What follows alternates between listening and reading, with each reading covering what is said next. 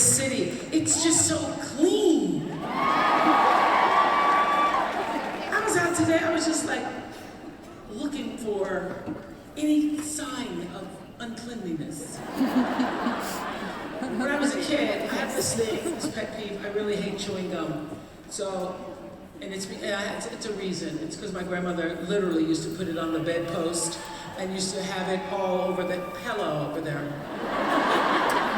So I have this thing about gum. So I thought, as a kid, I'm gonna run for office and I'm gonna ban gum on the street so it doesn't get stuck on stuff. So I was like walking down the street and I was just looking like there's no gum on the street. It's unbelievable. The city is so beautiful. And the people, you all are the nicest people! No wonder you all are ranked one of the most livable cities in the world. Your legacy is every life you've touched. So every person who stood here tonight, you are my legacy. Thank you. I thank you. I'm here tonight because me being in your life and you being in my life has brought so much light to me that I just can't even hold all the light to myself. So I'm here to share the light and to leave you with little pieces of light. And I'm talking about the light that lives in all of us. So there's nothing I can share with you tonight that you don't already know, because one of the things I love so much and loved on the Oprah show was when people would have what we called an aha moment. Well, you know, Webster defines aha as a moment of sudden realization, inspiration or insight, recognition or comprehension. And my favorite part of that definition is recognition. Recognizing that, oh, I know that. If I say something and it feels like it resonates and it's an aha, it's because you already knew it. So I'm here to remind you of what you already know in moving along your path. Because every time I have recognized and listened to the whispers that were the ahas in my own life, I've been in flow and life goes beautifully. Have you had those moments where things are just going along and everything's good? That's because you're paying attention, you're listening. And all of my biggest mistakes have been because of not listening to the ahas or the whispers. So it brings me to my favorite quote from Mary Oliver, the poet, who said, "Tell me, what do you plan to do with your one wild, precious life?" What are you doing with that? One wild, precious life. And you get to decide what in your life matters enough for you to give your attention to. And as long as you live and breathe, I'm here to share that you have the ability to refine, define, and make things better. You know, every single person on this glorious earth, I do believe, is here for a reason, to contribute to the greater consciousness that is all of us.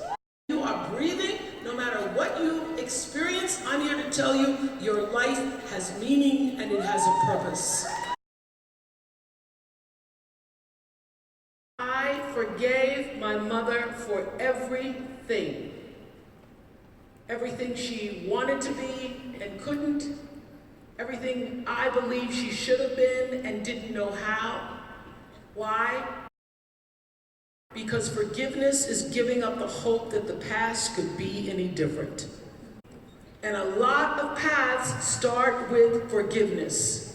First of all, forgiving yourself. Give yourself a break, because you did what you knew how to do, and when you know better, then you do better, is what Maya says. Giving yourself a break, and giving yourself the opportunity to step out of the past, out of your history, and into the path that is now. Mark Depot wrote a poem about it.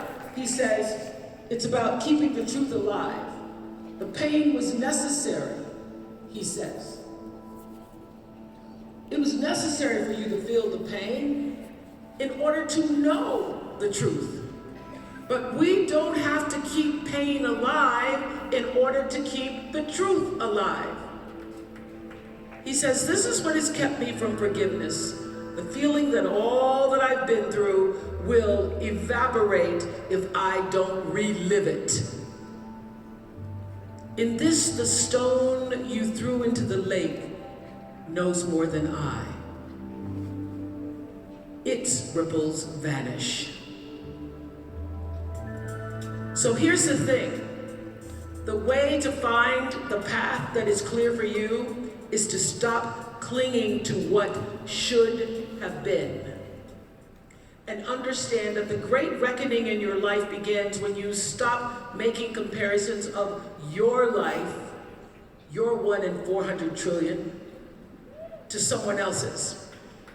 Use every bit of it to turn your pain into the possibility for your life. Turn it into power. Because this is what I know, that everything that's happened to you, you can use to strengthen yourself and other people. Because strength times strength times strength times strength is power. You only have power in your own territory. You have no power in someone else's territory. And where's your territory? Right here. This is all you got, right here. You have power over this. Your territory is in, around, and through you. Your territory is you. And there comes a time in every parent's life, if you're a parent in here, when you're no longer the manager, you're just a consultant. And so many parents get so confused because they're trying to manage when they have already been deemed consultant. After every conversation, and particularly after every conflict, people want to know, did you hear me? Think about every fight you've had. It's really about getting heard. And knowing that what you said actually landed and mattered, correct? So when you know that, you don't waste your time arguing up here. You go to what is really happening in the conversation. Did you hear me? Did you hear me? So I will say, to his credit, the reason why we're still together is he wanted to be a better man, and has since written 12 books on identity and identity leadership and teaches it around the world. So Stedman used his pain to inform his purpose. And I will tell you that so many times people think you've got to have this great passion and thing that you love. Oftentimes the thing you didn't get is the thing you most can give. If you have been in a relationship where you were abused as a kid, you have so much to offer the world in terms of empathy. In my case, I didn't feel any kind of connection growing up in my family. No kind of connection. If I had one word to describe myself as a little girl, it would be alone and lonely. I used the isolation and loneliness I felt as a child to forge love and connection in my career and my adult life. So this great warmth, connection that I feel to the audiences came because of what I didn't get. And it has been returned to me a millionfold. So, why is that? Because what you give from your heart, what you give from the center of your soul, what you give in the purest form, comes back to you. Karma never loses an address. It's coming. It's coming. You have nothing to do. Karma never loses an address. Life is speaking to you all the time. And the question is, will you pay attention to what is whispering to you right now? Will you pay attention before that whisper has to knock you upside the head, turning into a problem, turning into a crisis, turning into a disaster? Will you heed the call of what's whispering to you? You're the one in charge of this territory. And it's always trying to lead you to the path that's best for you. You're never not on the path. How Do you make sure that what you're doing on the path is its strongest? The question becomes, will you align what you want to do with what you actually came here to do? Will you do that? Gary Zukav wrote this book called Seed of the Soul. Changed everything for me. I read it back in 1989. It talks about what he calls authentic empowerment. So authentic empowerment is, he says, when the personality comes fully to serve the energy of its soul. The question becomes, what will we do with this personality? What will you do with you? Now here we can define you in a couple of ways. One is you with a little y, the personality that was born and that will die. The other you is the you with a big Y. That's your soul. And if you use your time while you're on the earth to align the little you with the big you, your life begins to fill with meaning, fill with purpose, fill with joy. And you know why you're alive. Following what you know your soul wants you to do. And after I could articulate it, intention ruled the thought process for every show. So the reason that show lasted for 25 years and was #1 is because I did it with a pure intention to serve. I will tell you, and whatever your job, how do you use the gift that you have been given, whatever that gift is? First you gotta identify what the gift is. And for some people, it's just, you're a great listener. Others, you're great talkers. Others know how to create, use the genius of their own entrepreneurship, as I was told earlier. Others know how to just give some part of themselves that makes other people feel more at ease. Whatever it is, shifting the paradigm to how do I use what I have in service to something that's bigger than myself changes everything. So you live with the intention and the purpose will come. Every single show I did after 1989, before that, don't hold me accountable too much. I was just trying to be on TV. But after 1989, and I learned this principle of intention and how it works in the world, I had my producers every time they even would suggest an idea, tell me what the intention is. Tell me what the intention is. What do we want to happen on that show? What do we want to happen at the end? And one day I remember the team came in and they said, it's Brad Pitt. You can have anything happen you want to happen. Our intention is you sit in a chair and talk to Brad Pitt. All right, I can find my truth in that, I said.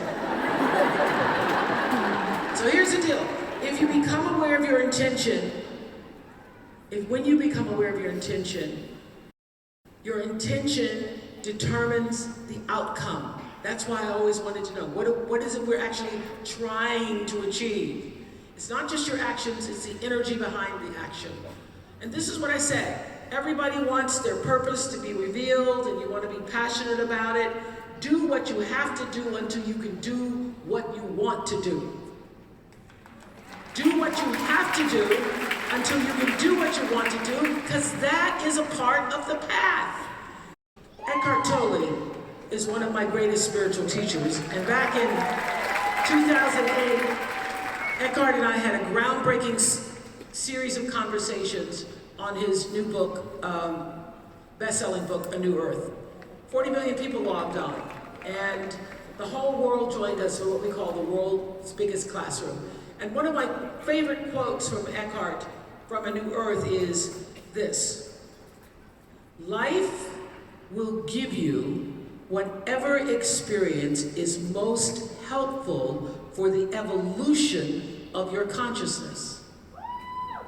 How do you know this is the experience you need? Because this is the experience you are having at any given moment.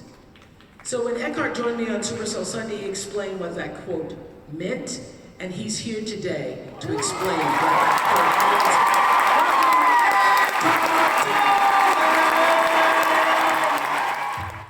meant. Can you explain what you meant when you wrote, you're having the experience because at any given moment, that is what you're supposed to be having. You have actually drawn that to yourself. Well, you may be familiar with a New Age saying that goes, you chose this. I don't use it, I'm just mentioning it here. Whenever you undergo a certain experience or some form of suffering, perhaps, a New Age person is likely to tell you, well, you must have chosen that on some level. Now, whether or not this is true, I don't want to go into this here, but I prefer a different way of putting it, and I say, accept this moment as if you had chosen it. So one of my favorite teachings from you is that anytime you are stressed, anybody here ever been stressed? Okay, so think of this the next time you're stressed. Anytime you are stressed because you want whatever is happening in that moment to not be happening in that moment. So whether you're late for something or whether you're getting ready to speak for something, you want the moment to be different. And you say, to relieve the stress, you do what? Yes, and of course, when you're stressed, you are mentally projecting yourself to some future moment that you believe will fulfill you or free you in some way. So the stress arises in the gap between what is and what your mind says should be. And this is the stress gap. So I often say, I don't know if you remember that, become friendly with the present moment, no matter what form it takes.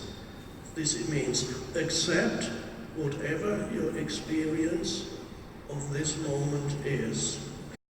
I've interviewed hundreds and hundreds of thought leaders, spiritual teachers. You're the only person I have ever encountered in all of those interviews who has no ego. Who has no ego. You really are E2. So what happened? It died or what? What happened to it? Well, it was a kind of death. I have a form identity, of course. There's a body identity, and I know my past. Now, sometimes, quite often, people stop me in the street and they say, "Oh, I just want to tell you that." Sometimes they say, "Your books transformed my life," or they say, "You transformed my life. You changed my life." Quite a few people actually say, "You saved my life." And now, I find that it's very satisfying to know that, because I know I am fulfilling my purpose here, but I do not experience it. I realize that I didn't do it as such. I didn't even write the books as such, because there's something, the one consciousness expresses itself through this form, through this mind. There's only one universal consciousness, and you are that one. You are all expressions of this one universal consciousness manifesting through countless billions of forms. So when I recognize this essence identity, then I do not need to either defend or seek to enhance my form identity, and nothing that anybody says or does could either could add anything to my sense of identity, because it comes from a deeper place. So it's very liberating to feel that. I always thought that having an ego meant being arrogant, or that you were overconfident, or kind of a show-off. I learned from you that the ego is something quite different. Would you explain? Sometimes people say, well, don't we need an ego to operate in this world? Now, I'm glad you asked the question, because people mean different things when they use the word ego. So the way I use the word ego, it refers to what I sometimes call your form identity. Your form is the physical form, it's the body, which for many people is already an important part of their sense of self, of their ego. And And then you have a psychological form, the personality with its conditioning, which includes all the things from their past that you identify with. So you identify with many, many things, possessions. When you identify, what does it mean, identify? Identify means it gives you your sense of self, or it contributes to your sense of self. So there's a range of things that people identify with: possessions, achievements, knowledge, physical abilities, physical appearance. All these things are identifications, and you derive your form identity from that, and that is not in itself. It only becomes a problem if that's all you know of yourself, or the form identity, which is, for example, the opinions that you hold in your mind. The moment you identify with an opinion, anybody who questions this opinion or contradicts you will become a kind of enemy. Why? Because you are unconsciously feeling attacked in your sense of identity, because you identified with a mental position. So ego is always identification with something. It's quite natural, of course, that human beings identify with things. But the thing is, I call that all your form identity only becomes ego if you do not know yourself at a deeper level. If you do not know the essence of who you are, I call that the essence identity. If you're completely out of touch, which sometimes recently I've been calling it the deep I. The deep I. Eckhart's take on the troubled times I found very interesting, because you said to me that evening that civilization has never moved in a straight line, and that for every powerful, strong, definitive moment in our culture, there's always a couple of steps backward. So what do you think of these, what is your interpretation of these troubled times that we're living in?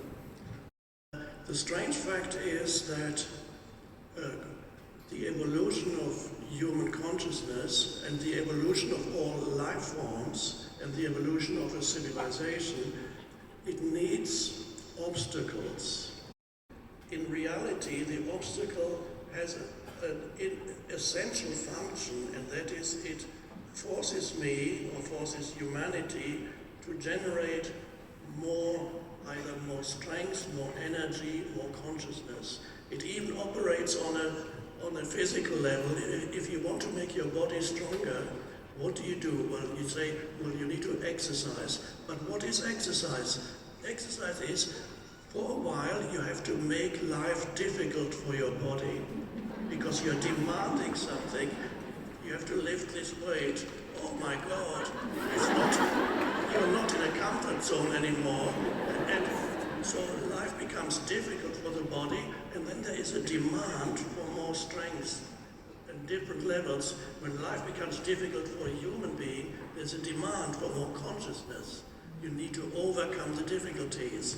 So the obstacles that we are encountering in our that's why strength over time, strength times strength equals power. Yes, you were talking earlier about your childhood. Yes. You were deprived of this the love that you didn't have. That was an adversity. You were experiencing a lack of love. But that created something in you, this power that you were forced to go deeper within yourself. And then what came was much stronger than anything would have happened if you had been given the love. Yes. That's why there's this wonderful song called "We Take Nothing from Our Journey Now." Yes. And one of the things that Eckhart has taught us all through A New Earth is that the moment you know it is your ego, you put it in check. You call it down. The moment you can say, oh, look who's acting out right now. So talking to you reminds me of all the moments that build upon each other to make up a life. Now that in my 60s, my life is about having peace and satisfaction. The 20s are all about trying to figure it out. Anybody here in their 20s, you're having trouble figuring it out? That's what the 20s are for, are to figure it out. And then the 30s are to make your stake and to do what you figured out how to do. And the 40s are for taking those stakes higher. And the 50s are everything your life has been needing to be.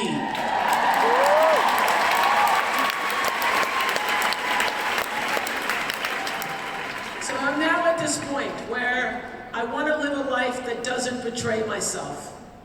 That's what you want.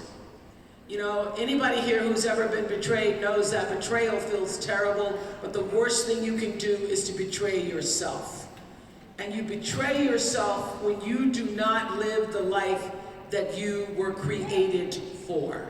You betray yourself when you stay in a relationship that you know depletes you. You betray yourself when you go to work every day and you know the job is toxic and you're just doing whatever you can to hold on. You betray yourself when you do not allow yourself to live out the truest, highest expression of yourself as a human being. Don't betray yourself. Is appreciating everything that Mary Oliver conveyed in her poem that she called The Journey.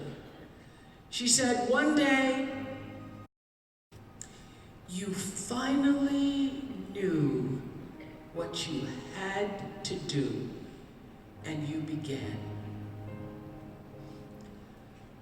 Though the voices around you kept shouting all of their bad advice, though the whole house began to tremble and you felt the old tug at your ankles, you heard the voices saying, mend my life, mend my life, mend my life, each voice cried. But you didn't stop. You knew what you had to do. You knew. Though the wind pried with its stiff fingers at the very foundations, though their melancholy was terrible. It was already late enough and a wild night, and the road full of fallen branches and stones.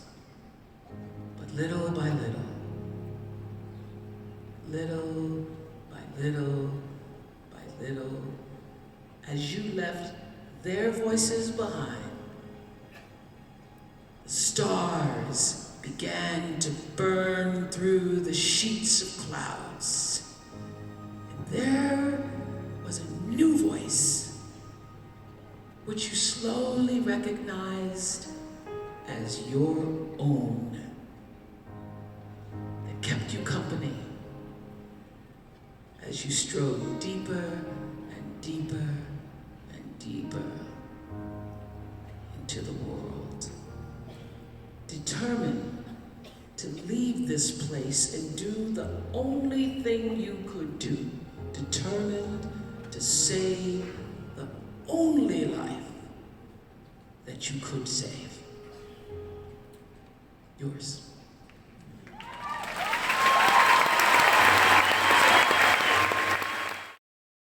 What you need to do, wherever you are on the path right now, whatever your soul is asking you to do, you already know what you need to do to save the only life you can save. So there's no need to waste another day or night wondering if there is more. Maya used to say to me, babe, God put a rainbow in the clouds. And I'm here to tell you, Vancouver, your rainbow is just beyond the clouds. And all you have to do is listen to the call. Everybody has it. And take that first step. Can you see it?